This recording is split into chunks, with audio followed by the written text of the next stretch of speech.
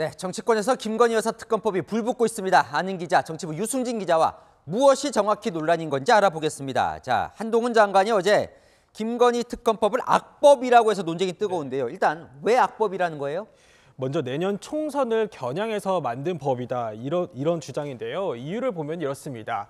대략 시간표를 보면요. 김건희 여사의 특검법 28일 본회의를 통과하고요. 대통령이 거부권을 행사하지 않을 경우에 15일 이내에 법안 공포가 이뤄집니다. 또 이후 특검 임명하고 수사 준비하면 대략 2월 중순쯤에는 수사를 시작하거든요. 수사 기간은 70일인데 보시는 것처럼 4월 10일 내년 총선과 딱 맞물립니다. 그래서 여당도 오늘 이 논리로 악법이다 이렇게 주장했습니다.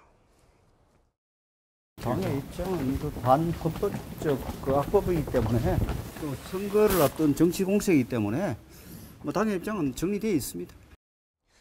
자, 시점이 문제라는 거고 또 여당에서는 그 법 자체도 독소 조항이 있다 이렇게 주장을 하던데요. 네, 맞습니다. 여당이 문제 삼는 조항은 크게 세 가지로 압축되거든요.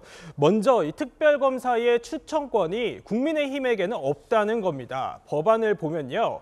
대통령이 속한 교섭단체는 제외된다 이렇게 써 있거든요. 민주당과 정의당이 각각 한 명씩 추천을 하면 여기서 대통령이 골라야 하는데 친야 성향의 법조인 둘만 추천된다면 편파적이다 이거죠. 또 두 번째는 특별검사가 언론 브리핑을 할 수 있다 이 조항인데요. 수사 과정이 생중계될 수 있다는 겁니다. 법안을 보면요. 피의 사실 외에 이렇게 되어는 있지만 또 수사가 진행되고 매일 브리핑을 하다 보면 수사 내용이 공개될 수밖에 없겠죠. 그런데 민주당은요. 과거의 특검법이 다 저랬다 이렇게 주장을 하던데요. 네, 맞습니다. 그래서 제가 비교를 해보니까 과거 국정농단 특검법과 비교를 해보니 똑같이 들어가 있었습니다. 그러다 보니 민주당은 내로남불이다 이렇게 비판을 하고 있습니다. 당시 특검팀에 한 장관도 소속됐지 않았냐고요. 김건희 특검이 악법이면 당신들이 참여했던 최순실 국정농단 특검도 악법이었습니까? 하지만 여당은요, 당시에는 여야가 합의를 해서 통과가 됐고 이번에는 선거용이라는 게 분명하다면서 다르다고 주장하고 있습니다.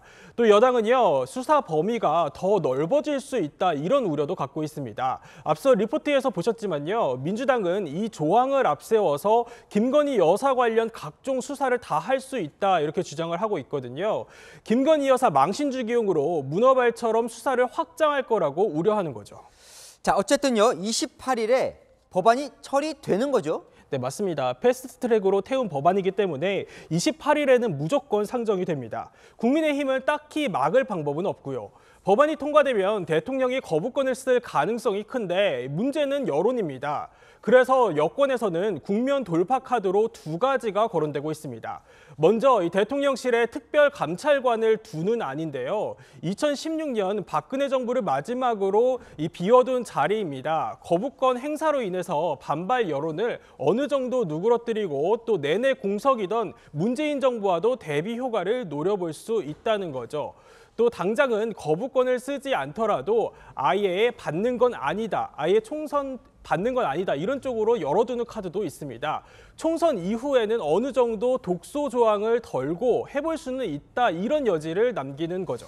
어쨌든 보니까 총선 앞두고 여당도 고민이 깊어 보이더라고요. 네, 맞습니다. 이 대통령 스스로 부인 관련해서 특검법을 만약 거부를 한다면 그 자체로 여론이 좋을 수는 없겠죠. 특히 중도층 민심이 중요한 수도권이 불안합니다. 한동훈 법무부 장관이 국민의힘 비대위원장으로 오게 되면 가장 먼저 넘어야 할 산입니다. 여당 내에서는 윤석열 아바타 딱지를 떼기 위해서 또 수도권 민심을 잡기 위해서라도 거부권만 밀어붙일 수는 없다. 이런 고민이 깊습니다. 네, 앞으로 잘 보죠. 아는 기자 유승진 기자였습니다.